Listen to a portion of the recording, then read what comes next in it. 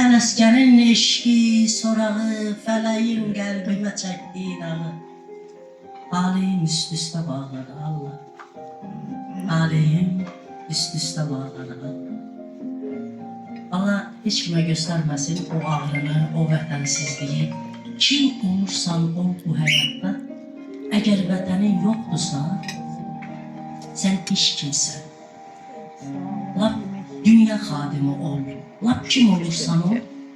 20-ci ildə, 21-ci illərdə Sovet hökumətinin baskını zamanı bizim Cumhuriyyətin generallarından biri 1000 nəfərdən ibarət başın dəstəsindən keçir Türkiyəyə.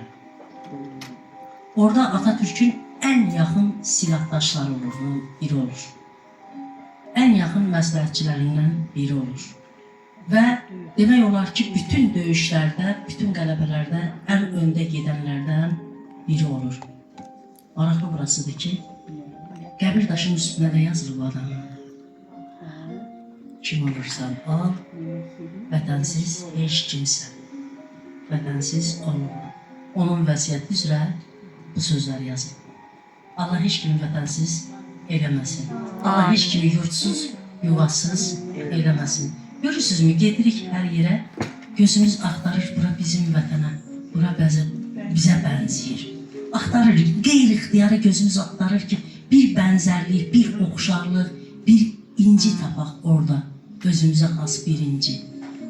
Tapanda sevinirik, tapmayanda heç özünüz də hiss eləmişsiniz, qəlbinizdən qəribə bir duyğu keçir. Allah o duyğular sevincə çevirsin. Torpağımıza, evimizə, obamıza, yurdumuza, yuvamıza və cahanımıza dönək. Bütöv Azərbaycanımıza dönək. Səfəvilər dövlətini alqışlayıram və Səfəvilər dövlətinin ərazisini bugün Azərbaycan üçün, bütöv Azərbaycan üçün arz edirəm. Amin deyək. Amin, amin. Eşq olsun.